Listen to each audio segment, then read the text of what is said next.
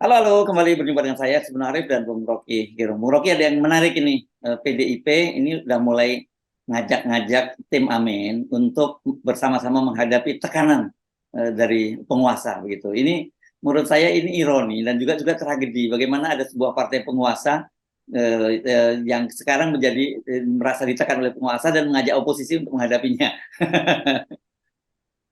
Itu namanya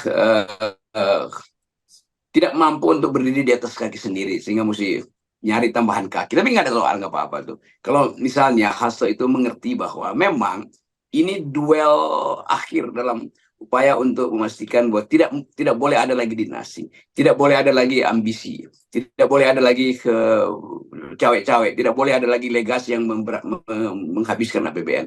Kalau itu yang diucapkan, maka publik akan anggap, oh iya, berarti Hasto, PDIP atau Ganjar memerlukan partner untuk menekan Jokowi. Jadi bukan sekedar menekan karena Jokowi lagi tekan PDIP, itu juga nggak masuk akal tuh. Jadi ucapkan dengan argumen bahwa PDIP membutuhkan pikiran-pikiran dari Anies Baswedan untuk sama-sama menghalangi proyek-proyek dan instansi-instansi politik atau desain-desain kebijakan yang merusak lingkungan, yang memboroskan anggaran, yang tidak menghasilkan harapan, kan itu kan. Jadi joint section ini, joint statement ini mesti dasarnya itu. Bukan minta berteman untuk memusuhi Jokowi, itu juga ngaco tuh. Jokowi tidak bisa dimusuhi dengan cara itu. Dia boleh dibatalkan melalui statement bersama tuh, dan itu intinya tuh. Nanti satu waktu kalau misalnya Jokowi berdamai dengan PDIP, lalu Anies ditinggalin lagi dong. Itu nggak begitu tuh. Kalau itu jadi kerangka kerjasama untuk menghasilkan jenis kebijakan baru, itu akan dicatat oleh publik bahwa oke, ada yang masuk akal antara PDIP dan Amin di dalam soal-soal tertentu. Soal IKN misalnya, soal kerusakan lingkungan, soal kebebasan sipil, kan itu dasarnya tuh.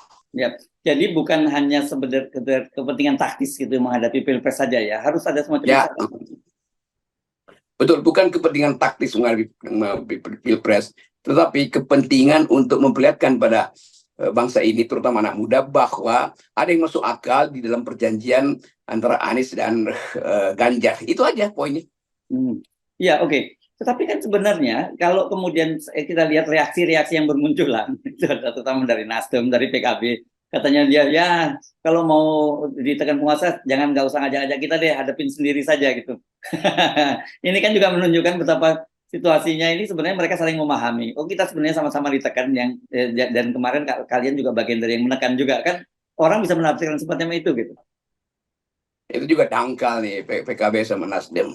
Kan Ya. kalau dia mau jadi negarawan, dia bilang oke, kami terima aja kan itu, tapi konsepnya untuk masa depan, Yes. bukan untuk sekedar Februari. Kan kelihatan bahwa Nasdem juga nggak ngerti bagaimana menjawab satu proposal dan Betul. dibalikan dengan cantik. Kalau cuma bilang ya apa itu artinya kayak dua tetangga yang bermusuhan, tiba-tiba yang sana dapat permen, yang ini iri kan.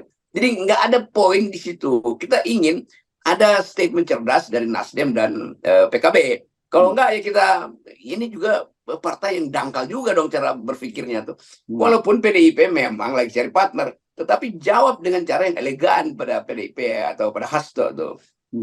Ya, jadi saya sebenarnya apa yang dinyatakan oleh Hasto itu sebenarnya kalau kita kelola dengan baik itu menjadi satu hal yang positif ya, Bung Rocky. Bukan hanya untuk kepentingan partai-partai itu, tapi kepentingan untuk bangsa dan negara ini kan dalam hal demokrasi itu. Ya itu pentingnya pemimpin-pemimpin Nasdem dan PKB itu paham cara berargumentasi. Kalau Ya. mereka katakan bahwa oke, kami diundang oleh Hasto atau PDIP, maka kami akan bikin satu session bersama untuk menguji apa yang bisa sama di antara kita.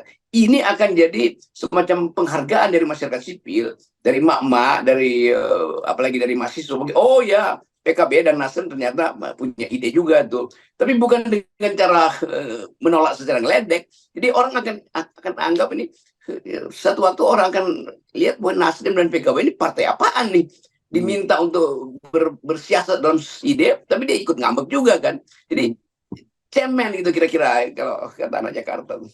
Iya, iya. Oke. Dan praktek tekanan dari kekuasaan itu kan saya sih kira sebenarnya itu sudah banyak dipahami dan PDIP juga paham yang soal itu. Makanya saya kira kenapa kemudian mereka perlu perlu support dari luar karena bagaimanapun siapapun yang punya kekuasaan itu ya bisa kekuatannya itu bisa membahayakan dari oposisi. Dalam hal ini sekarang PDIP kan jadi oposisi gitu.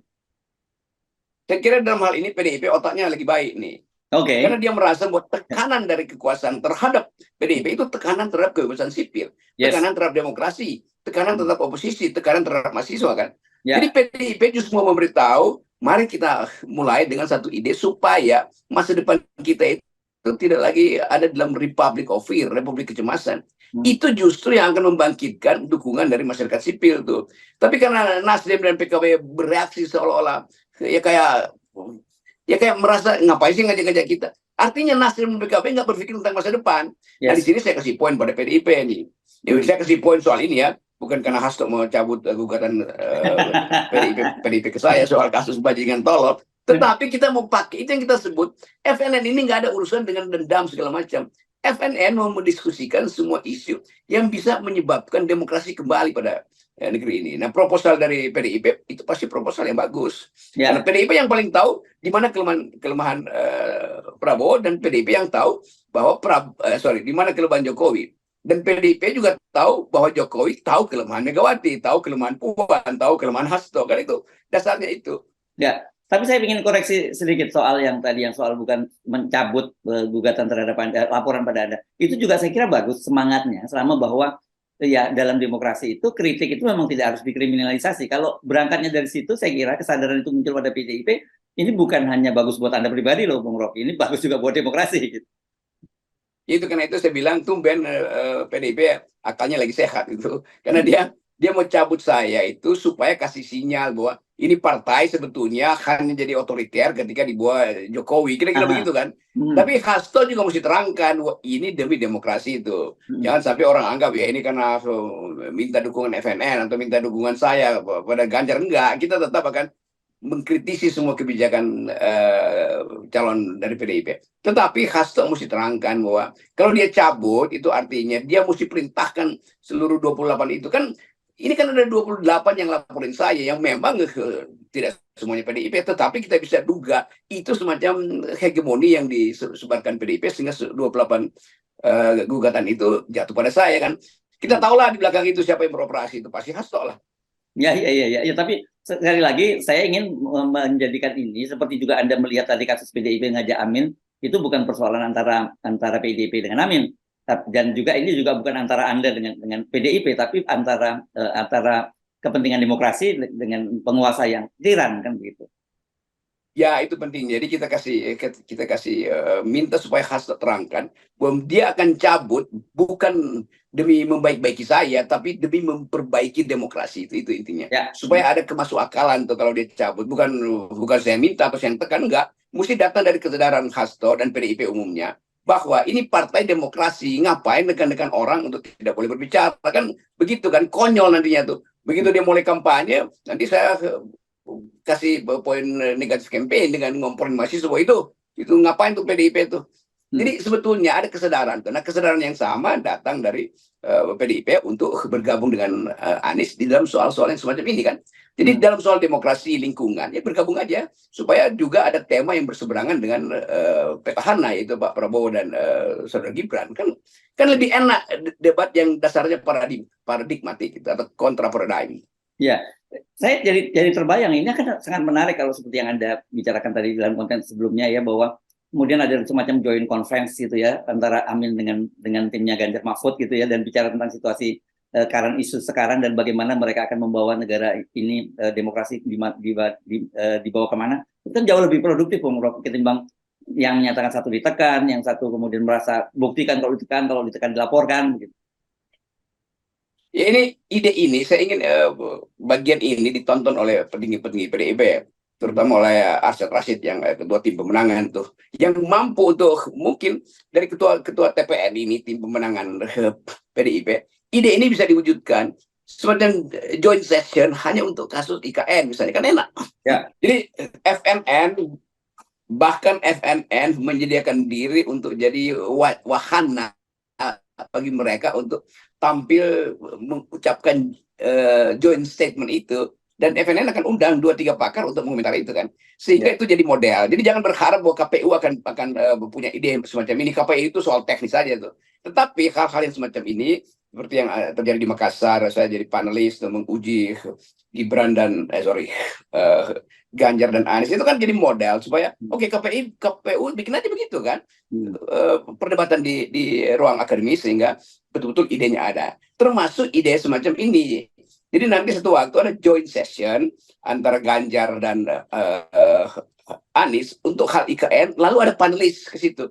Itu akan menjadi penanda bahwa kalau begitu memang ide Jokowi itu nggak masuk akal kan, itu kan. Nanti kemudian ada Pak Prabowo dan Gibran untuk melawan, datang dengan enggak, ini semua masuk akal nih. Kenapa? Udah dihitung kiri kanan tuh. Jadi akhirnya publik dapat semacam pembelahan konseptual dan arah kebijakan ke depan kan. Cuman itu yang kita inginkan. Debat itu untuk berselisih gagasan. Debat itu dimaksudkan untuk mempertajam konsep masing-masing pihak kan, itu intinya begitu. Ya, oke. Baik, Bung Rocky. Jadi ini tanpa sadar kita ngasih ya tip semacam saran-saran gratis untuk para tim pemenangan Ganjar maupun Anies ini. Yes, betul, karena kita nggak terikat dengan siapa yang menang, kita terikat dengan gagasan Indonesia untuk ditemukan kembali melalui perdebatan pemilu ini. Oke, baik, terima kasih Bung Rocky, dan buat kita yes, kembali ke sini ya. akal sehat 0%.